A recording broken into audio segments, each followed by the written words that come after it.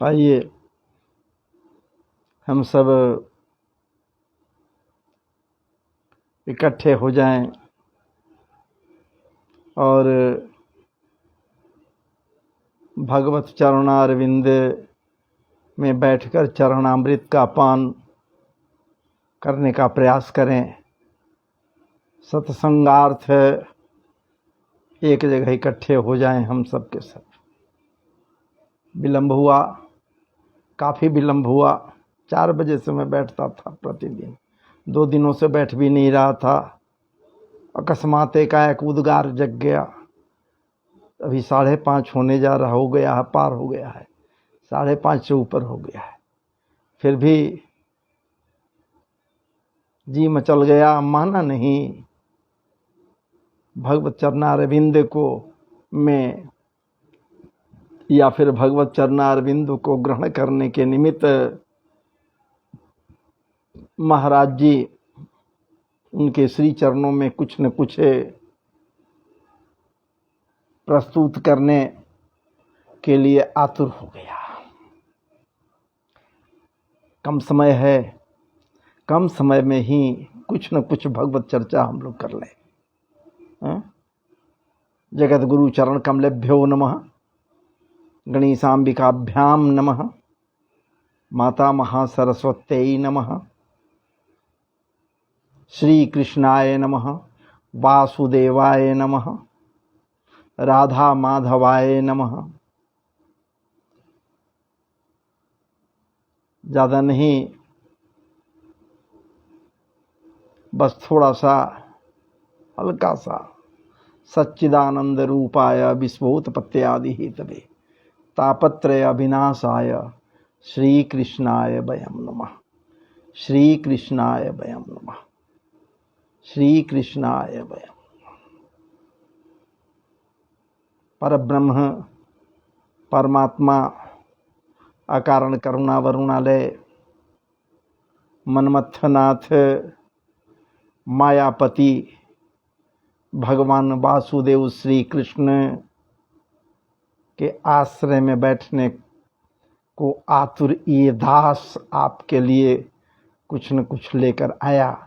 तो चलिए हम लोग परिचर्चा में लगे। मायापति की बात भी उठी।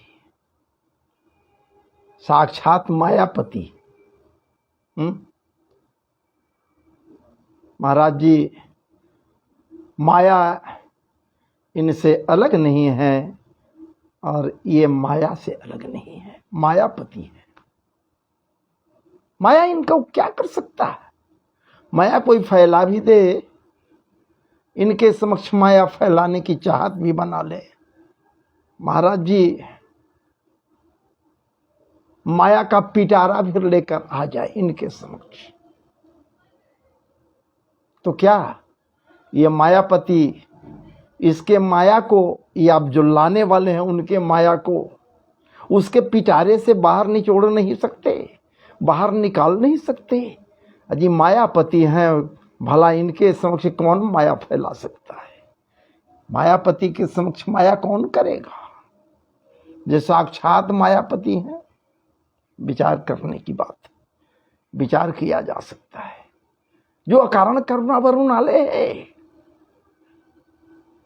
मनमथनाथ है, संवरिया सरकार है, जो अखिल रसामृत सिंधु सार विग्रह है। और ये अखिल रसामृत सिंधु सार विग्रह महाराज जी माखन के लिए मचल जाता है। मैया के समक्ष माखन के लिए मचल जाता है। छोड़िए ना, ये कौन बड़ी भारी बात है? मैया के समक्ष माखन के लिए मचल जाता है। और ये मनमथनाथ तत्व क्या है? तत्वों के विषय में जानता। कौन ऐसी वस्तु नहीं है जिसके तात्विक विश्लेषण को यह नहीं कर सकता? तत्वों को नहीं जानता, किसी चीज के विषय में नहीं जानता, ये प्रत्येक वस्तुओं के विषय में जान रहा है। दृश्य हो अदृश्य हो, कोई भी हो महाराज जी। और ये मनमथनाथ होते हुए, सर्वेश्वरेश्वर होते हुए, क्या बात है, सर्वोन्नत होते हुए, सर्वस्वरूपमान होते हुए, सर्व प्रभुत्ववान होते हुए, ये रस सिंधु चंद्रमा के लिए मचल जाता है, चांद के लिए मैया के पास मचल जा रहा है। विचार कीजिए, मैया जसोदा कृत्य कृत्य होती है तब जब ये नन्हा सा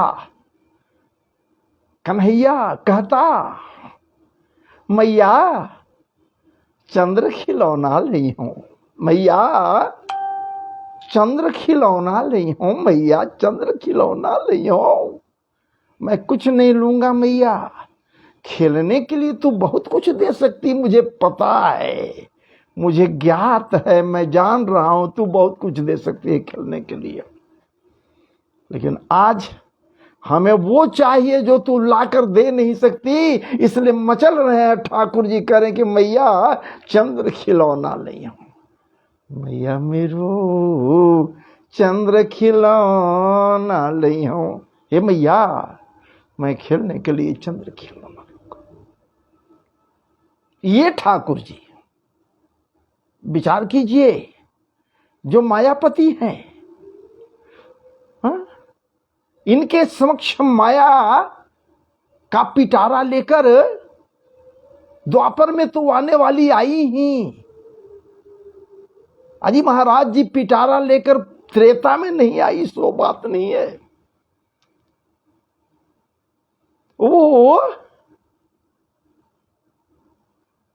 वो भी एक श्रीमती जी थी,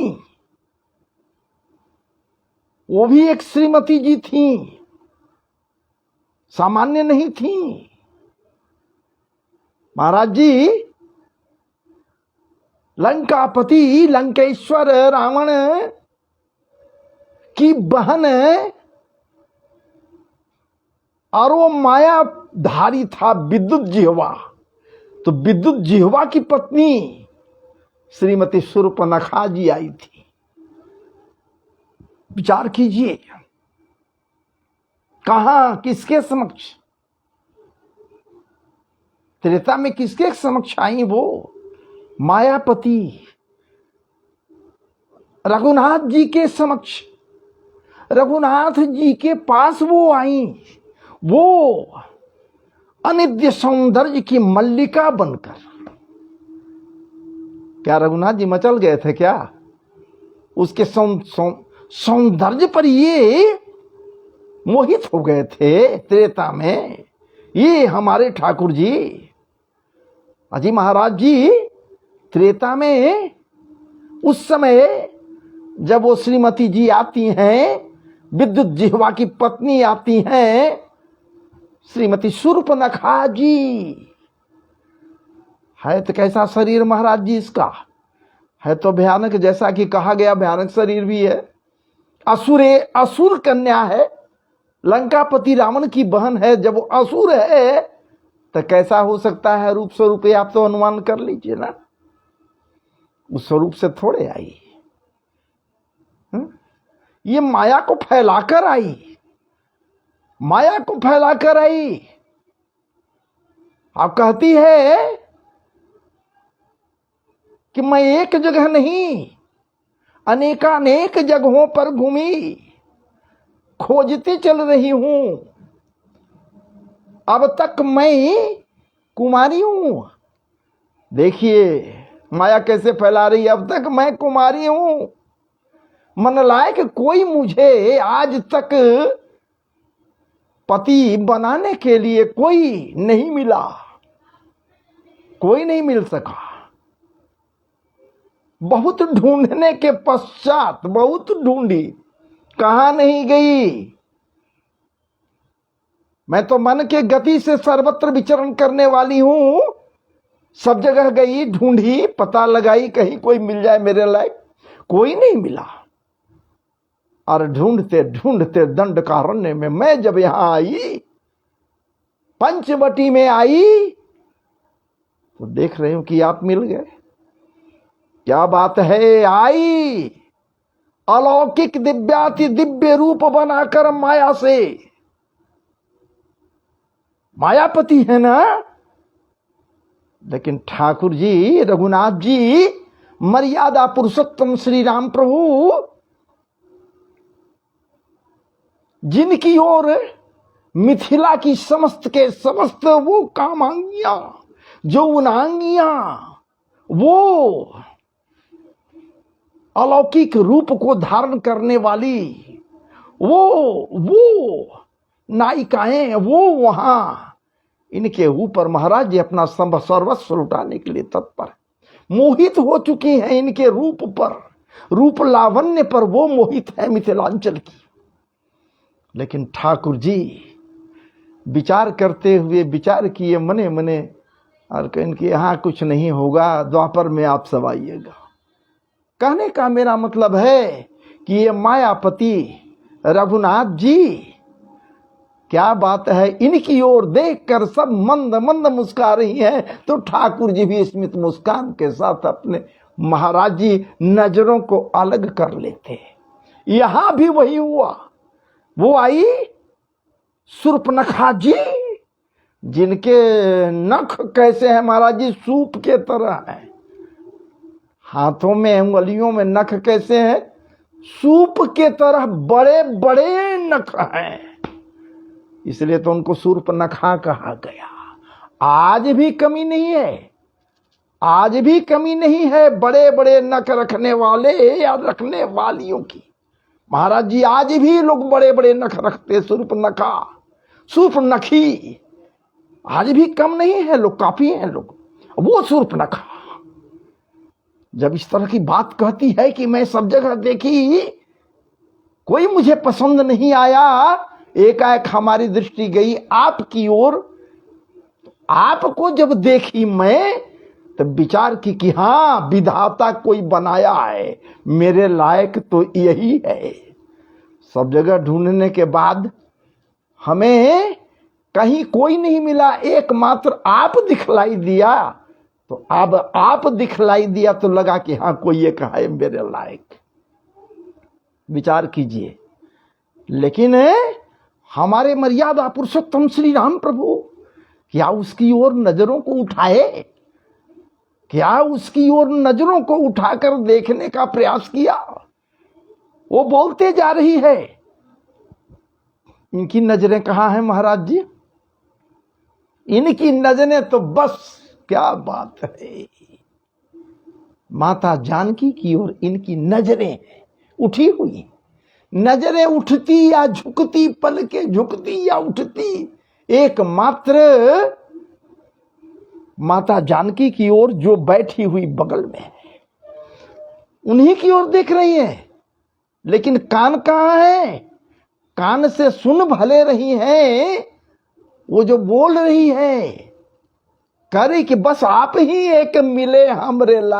लेकिन आपके विषय में भी मैं क्या कहूं, हाँ, वो तो इतने सुंदर आप भी नहीं, आप भी इतने सुंदर सुरुचिपूर्ण नहीं।